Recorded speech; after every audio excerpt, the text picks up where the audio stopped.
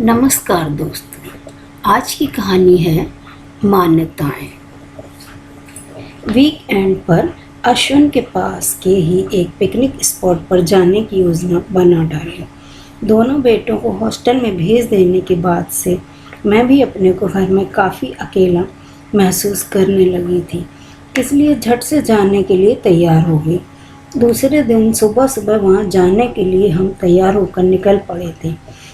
अभी आधा रास्ता ही तय हुआ था कि एक छोटा सा लड़का तेजी से कार के सामने से रास्ता पार करने के लिए दौड़ पड़ा।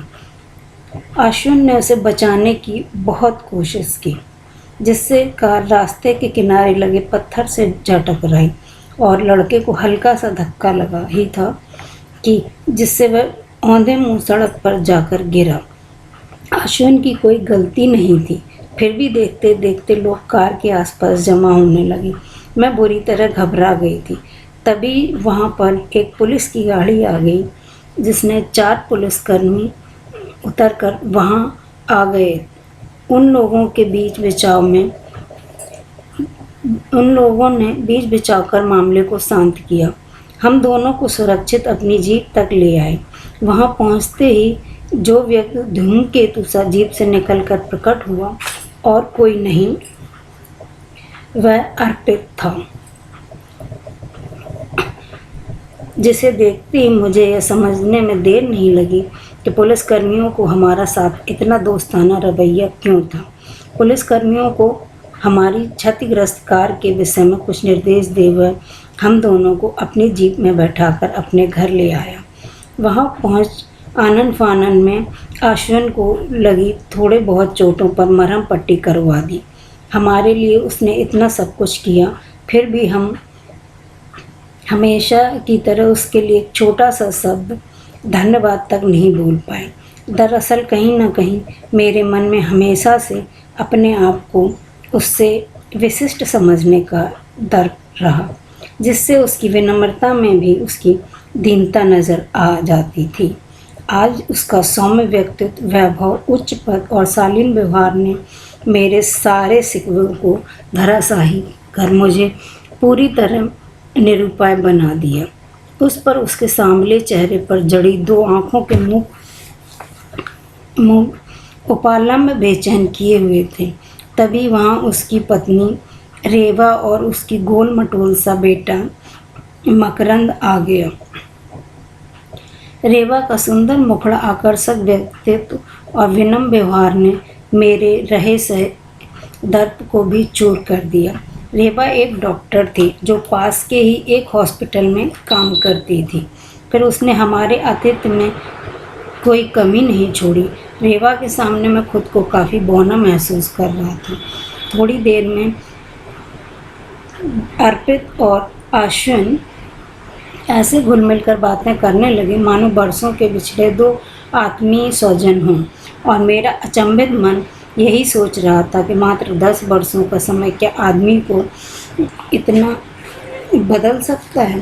कभी घिसे बदरंग कपड़े और पैबंद लगे जूते पहनने वाला अर्पित पुलिस की वर्दी में काफ़ी स्मार्ट लग रहा था।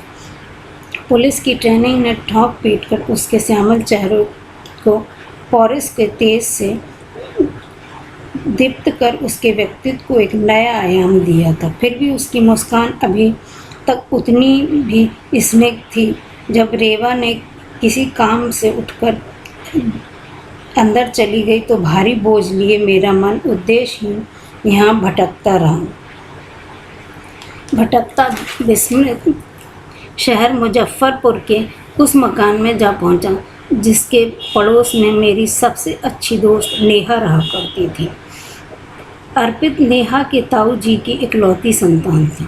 उसके माता पिता गांव में ही रहकर खेती बाड़ी का काम देखते थे। अर्पित गांव से ही 10वीं की परीक्षा पास करने के बाद आगे की पढ़ाई के लिए शहर में रह रहे उनके चाचा आदित्य बाबू के पास आ गया था। लेकिन उस घर में उसकी चिंता करने वाला कोई नहीं था। बस 2 जून खाना और रहने की जगह भर मिल गई थी। उसकी एवज में आटा पिसवाना, बिजली का बिल जमा कराना जैसे कई कामों से सौंप दिए गए थे। ऐसी अवस्था में भी उसने अपने आत्मसम्मान को नहीं खोया था। यहाँ वहाँ ट्यूशन कर अपनी पढ़ाई के लिए पैसे इकट्ठे कर लेता था। एक बार नेहा ने मुझे बताया था कि अर्पित भले ही गांव में रहकर पढ़ा था, फिर भी गणित और अंग्रेजी विषयों का ज्ञान उसे बहुत अच्छा था। पर उसके हाव भाव और हुलियों को देखकर अच्छे परिवारों में जहाँ से उसे अच्छे पैसे मिल सकते थे, वैसी जगहों पर लोग उसे पढ़ाने के लिए रखते ही नहीं थे। तब ना जाने क्यों मेरे अंदर उसकी मदद करने का जज्बा सा उमड़ा था और माँ को समझा बुझाकर मैंने अपने दोनों छोटे भाइयों सोनू और मोनू को पढ़ाने का काम उसे दिलवा दिया था। उसे चाहे जो फ़ायदा हुआ हो या ना हुआ, वह हमारे घर के लिए अच्छा खासा मनोरंजन का साधन बन गया था। जब भी सोनू मोनू को पढ़ाने आता, मेरी छोटी बहन अलका उसे चाय और नाश्ता देने के बहाने वहाँ के 2-4 चक्कर लगा ही लेती थी और साथ ही ले आती हंसी का पिटारा। कभी कहती, दी आपने उसके अलबेले जूते देखे हैं? अपने फटे जूतों पर कैसे तरह तरह के स्टिकर चिपकाकर जूतों के जीड़ छिड़काया का जीर्णोद्धार किए हुए हैं। कभी कहती, दी आप जानती हैं इतनी ठंड में भी वो अपने शर्ट की आस्तीन क्यों मोड़े रहता है? उसके शर्ट की आस्तीन ही फटी हुई है। एक बार जब जाड़ा समाप्त होने पर भी वो अपने पुराने हाफ स्वेटर पहने रहता है।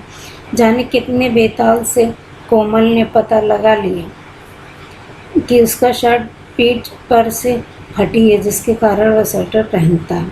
माँ को मालूम हुआ तो उन्होंने दूसरे का मजाक उड़ाने के लिए अलका को अच्छी खासी डांट पिलाई और महीने भर होने से पहले ही अर्पित को ट्यूशन के पैसे पकड़ा दिए। दूसरे ही दिन स्वेटर उतार कर नया शर्ट पहन कर आ गया था।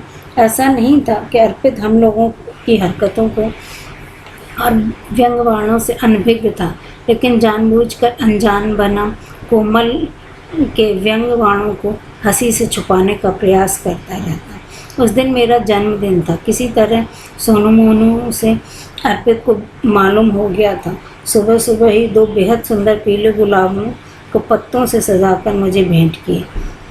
अलका को अच्छा मौका मिल गया। उसके जाते ही शुरू हो गई, दी एक बात कहूँ, इतने सुंदर फूल खरीदने की तो उसकी हैसियत नहीं है। जाने किस बाग का नगीना चुरा लाया है। मेरे डांटने का भी उस पर कोई असर नहीं होता। गुजरते समय के साथ वह हमारे परिवार में पूरी तरह घुल मिल गया था। फिर भी कोमल पंखुड़ियों की अनियंत्रित इच्छाएं खिंदी। अलका वाणी से कभी कभी मुझे चौंका देती थी। कभी वास्तव में वह मुझे प्यार तो नहीं करने लगा, क्योंकि यह घर के अन्य लोगों की अपेक्षा मेरे कुछ ज़्यादा ही ख्याल रखता था। मेरे लिए इतना सब कुछ करने के बाद भी उसने हमेशा मेरे और अपने बीच की मर्यादा को बनाए रखा।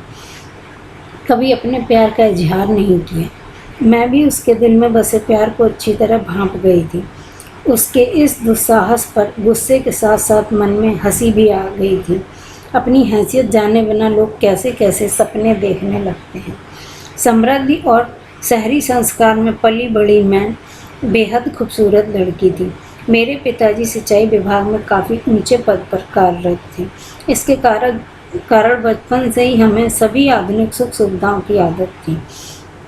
वहीं अर्पित का सांवला रंग, उठने बैठने का तरीका आधुनिक मान्यताओं से पूरी तरह भिन्न और देहाती था। अर्पित के मन की बात समझते ही खुद ब खुद मेरा व्यवहार उसके प्रति रूखा हो गया। उसी दौरान बीए का रिजल्ट भी आ गया। अर्पित ने पूरी यूनिवर्सिटी में प्रथम स्थान प्राप्त किया था। मुझे भी फर्स्ट क्लास मिला था। इस रिजल्ट ने हम दोनों के बीच अचानक उग आए बेगानेपन को थोड़ा कम कर दिया था।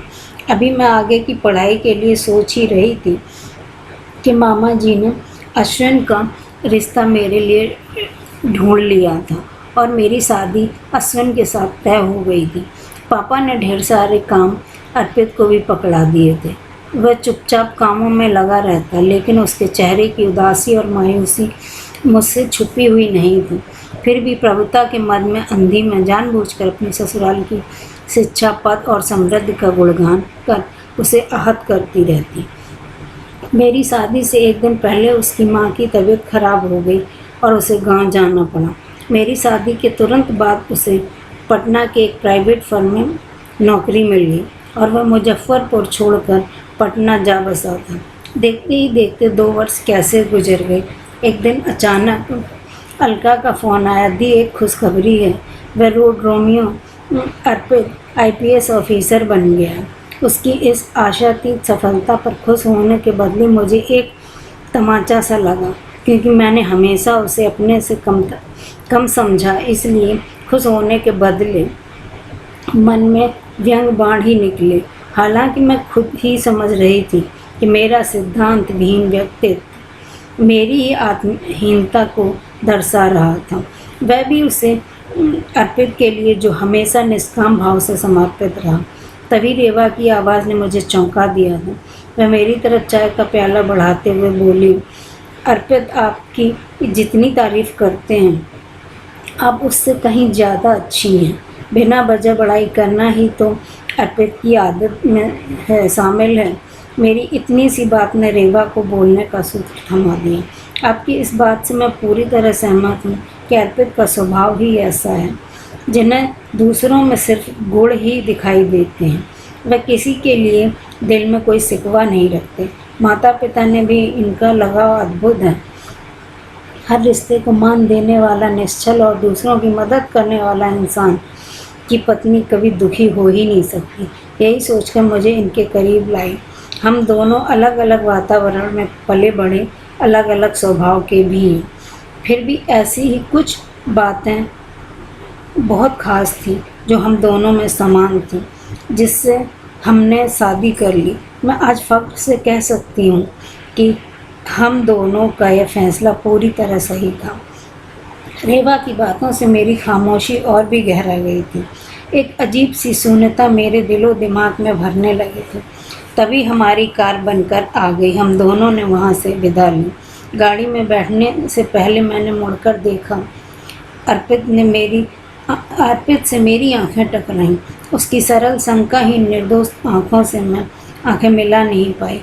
मैंने जो श्रेष्ठता की एक लकीर खींची थी, उसके सामने एक बड़ी लकीर खींचकर खुद ब खुद मुझे छोटा बना दिया था। दोस्तों, प्लीज़ मेरे चैनल को सब्सक्राइब कीजिए, लाइक कीजिए और मुझे बताइए कि आपको मेरी कहानी कैसी लगी। अगर इस कहानी में कुछ सुधार करना तो प्लीज़ कमेंट करके बताइए। इस आशा के साथ धन्यवाद।